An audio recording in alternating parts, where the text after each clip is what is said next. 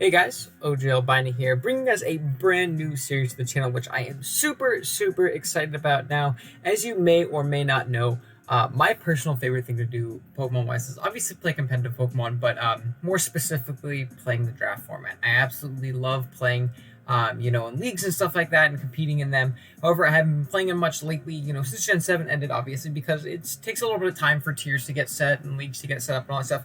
But with most leagues kind of really finally starting to start up and stuff like that, I figured it'd be a great time to launch this new series idea that I had that we're going to be calling Draft League Study. And essentially what we're going to be doing is we're going to be going through all the Gen 8 Mons, hopefully all the Gen 8 Mons. We're going to start with the ones I really like first, and we'll kind of, intermix other Mons in as we go.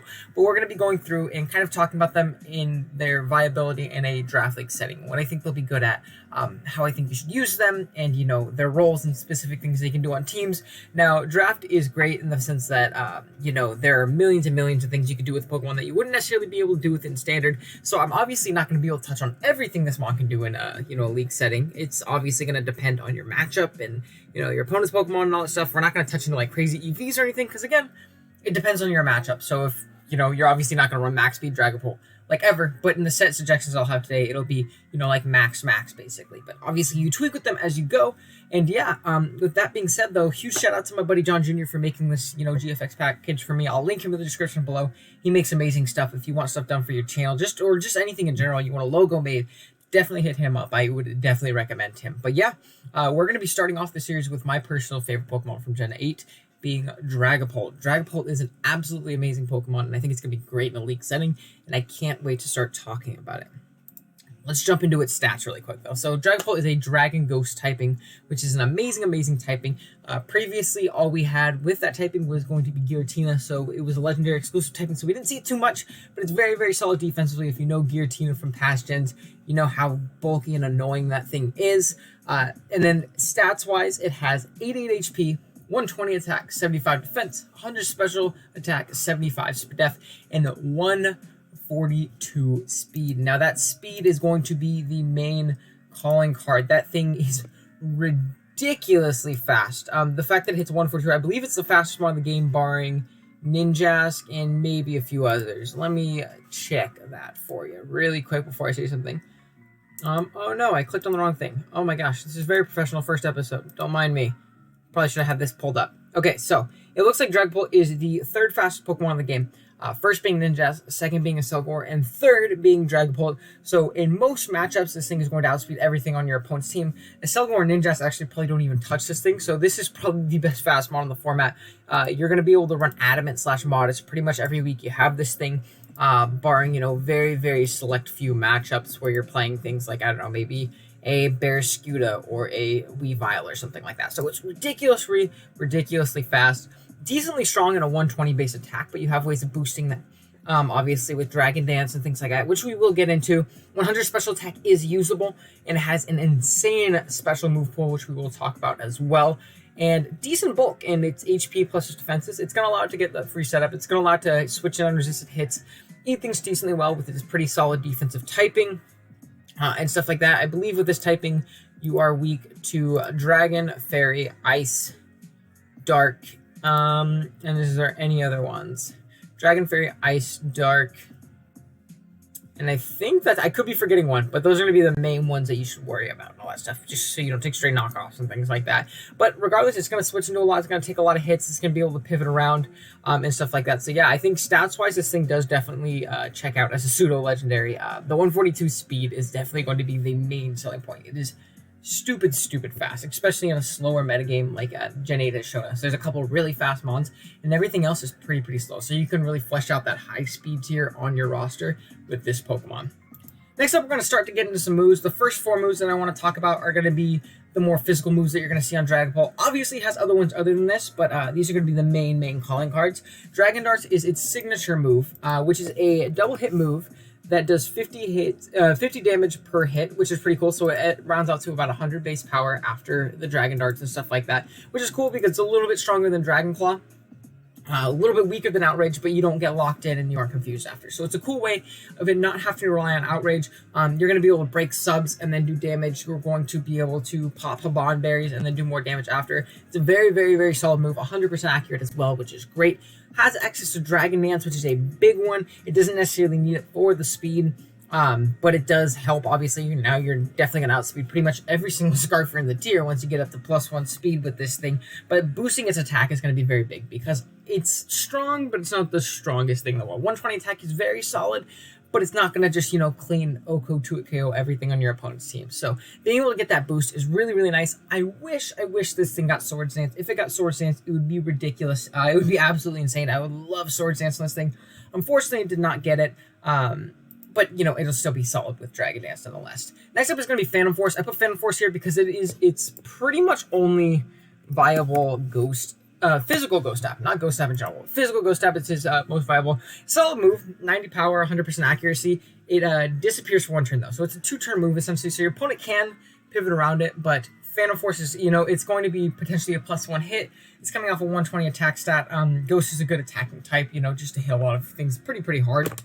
So your opponent's still going to have to switch out, take damage on whatever wants to come in, but it is less than optimal to have to lock in. I wish this thing got Shadow Claw, something like that. That would obviously have been really, really good for it, but Phantom Force is definitely usable, especially if you are playing in a league that's allowing Dynamax.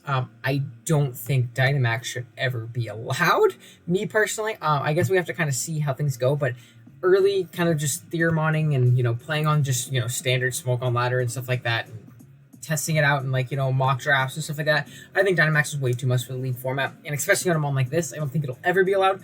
But if it is in your league and you're just trying things out to see, I believe the Ghost move, which is going to be Max Phantasm, I want to say. Max Phantasm, yeah, and I believe it lowers defense, if I'm correct, which is obviously really nice, and it makes it to where it is not a 2-turn move for you, which is obviously really, really nice for you. Being able to not have to charge up your Ghost move. You're going to get a stronger Ghost move. You're going to lower your opponent's defense, which is great for your other moves. And that's obviously really, really good. So if you're playing in a Dynamax League, this thing becomes even better. And it also has access to U-turn, which I think is great on a super fast mon like this. This is going to be a great fast pivot. If you're not running the Dragon Dance set, I think U-turn is a very, very nice tool to have. If you're forcing switches, bringing other mons in, getting your slow wall breakers in, your frail, attackers and stuff like that you pair with this in your draft, U-turn is obviously an invaluable move in the league format, in my opinion. Also has access to Baton Pass, but U-turn is going to be better in any sense other than you're trying to pass stats, like pass Dragon Dances to something or something like that, or an agility or something, because this does get agility as well. Next set of moves we're going to talk about its coverage from the special side. Now this is not all the coverage it gets from the special side, but it's some of the notable ones I wanted to talk about. Obviously has access to Draco Meteor and Shadow Ball, so 2 very strong moves despite its 100 special attack, which is a bit mediocre. It allows it to hit pretty hard with a boosting item, which is obviously really good, especially if your opponent is prepping for a physically offensive Dragapult or something like that. You can go full special, you can go mixed, and hit your opponent really hard. Has access to Fire Blast for those steel types, which is awesome. When you run into those bulky Ferrothorns that might annoy you, you have that for it. Then you have other coverage, like I put Thunderbolt here, but you also have access to Surf. What else is there? You also have access to Surf, Hydro Pump, Tri Attack for some reason. I don't think you'll ever run Tri Attack, but it does have access to that. So pretty good coverage on the special side at the very least. I think that's a really viable thing, is to bring special Dragapult or mixed Dragapult. We'll talk about that a little bit more later. And yeah, the last couple moves that I want to talk about are going to be support moves. This thing has access to dual screens, which I think is really underrated on this thing. The fact that you have 142 base speed and you can set up a really fast reflector light screen and support the rest of your team in the back, that's obviously phenomenal. Even if you just take it on as a last move in a week because you didn't need another move, you're getting up a free screen basically, because nothing's going to outspeed you. And if it's Scarf, it's probably not killing you because you're good natural bulk. So that's obviously really nice to have as a last ditch effort, trying to help you out a little bit. Has access to Will-O-Wisp and Thunderwave. I think Thunderwave is actually a really cool option on this thing to slow down things that might want to, switch in to where you can, deal with them later with other things. Will-O-Wisp is obviously really nice for, really strong physical attackers that you would outspeed. It also has cool moves like Sucker Punch, which I didn't mention. Has access to Psychic Fangs for stuff like Toxapex that you may run into. Access to Hex to take advantage of these status moves, which is really cool. Dragon Tail is an option. Disable is pretty cool, actually. If you're in a sub-disabled Dragapult, you can actually do some pretty good work versus some things. So I think that's definitely a viable option. This thing has a really, really diverse move pool is what I'm trying to get at here. I think it is really solid in that context. But yeah, with that being said, I kind of want to jump into a few set ideas that I would have for this thing. Again, take this with kind of like a general outline kind of perspective, because this is the draft format to where you are going to be building your set based on what your opponent has. So you're not necessarily going to look at this set and be like, I'm going to run this exact set this week. You're going to have less speed, you're going to have more speed, you're going to have, bulk in this set, and you're going to have this much attack investment, this much special attack. So again, the EVs aren't specific. You're obviously never going to run a max Jolly Dragapult 99% of matchups. But I figured it's just kind of easier if I put it there, because again, I'm not playing anybody, so I don't have a matchup to base these stats off of yet. But yeah, first up, I like the idea of a sub Dragon Dance Dragapult with leftovers. I threw Adamant on here, sub Dragon Dance, Dragon Darts, and Phantom Force. I think sub is really cool for Phantom Force if you can get it up. As if you have a sub off, it's a lot harder for your opponent to play around it, because yeah, they can switch around and try and get in on your Phantom Force, but then you can at least hit them with a Dragon Darts the next turn, which is obviously really good, and you still have that sub to take that free hit, and you will force a lot of switches with this thing, because it is pretty scary. It has a good defensive typing. You could sub down in a lot more passive stuff, like say you're playing a Toxapex that might not have haze or something like that, you can 100% sub down on that thing. That thing's never breaking your sub with anything. And leftovers obviously going to give you a good little bit of residual recovery. Dragon Darts and Phantom Force for dual stabs. And yeah, you could definitely have this be your win con of the week. I could definitely see this doing a lot of work. Adamant, just because I threw it on there, I figured having the extra power boost in a context in which you're boosting your speed already is pretty nice to have. But again, you could have to go Jolly potentially just so you outspeed a Bear Scooter or something like that, or a Weavile, or something of the sorts. I don't know if you outspeed Weavile. With Adamant. I probably should check that before I said that. But something like Bear Scooter, for example, is, the first one that pops into mind. But yeah, that's going to be the first set that we're going to talk about. Again, I think it's a really good win con, depending on the matchup. Another option you have is just straight raw breaking choice band power, which is going to be a Jolly set with Dragon Darts U-Turn, Phantom Force, and Psychic Fangs. Again, you have many moves you can intermix throughout this, but the main two moves are honestly going to be U-Turn, Dragon Darts, and Phantom Force. Psychic Fangs is obviously really nice. Two-hit said Toxapexes, those bulky mons like that. I'm just thinking from an OU context when I say that. But you also have access to stuff like Fire Blast if you want to run, like a mixed hit set to hit a Seal type, like a Ferrothorn or something like that. You have access to Sucker Punch for setup if they have something that can boost their speed. A Banded Sucker Punch could definitely save you a game, which is obviously really, really nice. But the main three are going to be those top three moves. I think they're very, very invaluable. This thing gives it that immediate breaking power while having the speed that it already has is really, really nice. So you don't have to waste a turn on setup or anything like that, which is pretty great in a, depending on the matchup and the context of the game and all that stuff. Next up, we're switching gears and we're going all the way to special with a choice spec set with Shadow Ball, Draco Meteor, Fire Blast, U-Turn. U-Turn can also be intermixed out for Thunderbolt. It can be intermixed out for Surf, something like that. I personally love momentum, especially in the draft format. I absolutely love, clicking U-Turn, forcing switches, getting in my other mons, playing that Volt Turn offense. But if you need all the coverage moves that this thing gets, which it gets plenty, so it's definitely a viable option, you can do so. And it's great for an opponent that's expecting you to try and set up DDs, throw off Dragon Darts. They switch in their Fist F Mon, you throw off a Specs Draco, and you blow it back and do a clean 80% to it. This can be a good wall breaker that you can get in for free pretty easily and stuff like that. So I really like the idea of Specs Dragapult. Next up, we have like a mixed Life Orb type set. Again, it's kind of a matter of if you want, what coverage you want for the matchup. This one we have Draco Meteor, Dragon Darts, Fire Blast, Shadow Ball. Again, you can intermix that stuff out, maybe like a Phantom Force, or you can throw on a Surf or Thunderbolt or something like that. I didn't put U-Turn on this set because of the fact that I don't like Life Orb on a U-Turn mon. I think it's kind of a waste of health on your mon if you're just clicking U-Turn for momentum. But you can definitely do so if you actually need to hit something with U-Turn, or if you really need that momentum. Definitely a really viable option. I think that's really nice to have. Mixed Life Orb would be really nice, though. Again, not necessarily this moveset. It kind of depends on the matchup, but these are the moves I can see it running the most. Me personally. Next up, we have a pretty cool option, which would be a dual screen set with max HP, max speed, Jolly Nature with Light Skin, Reflect, U-Turn / Thunder Wave, something like that, and Dragon Darts. This is really cool because, like I said, this thing is incredibly fast, so being able to get up the dual screens for 8 turns for something in the back to set up and just blow through your opponent, or just, slow down your opponent's offense is really nice to have. U-Turn for momentum. You could also go Thunder Wave to slow some things down, and then Dragon Darts just to have an offensive move to where you're not just complete setup fodder, you're not just complete passive, that kind of thing. I think dual screens is actually going to be a really cool set on this team if you can fit it on a matchup and you don't need this thing to be like your just outright win con. Dual screens can really set up the rest of your team to do really well and stuff like that.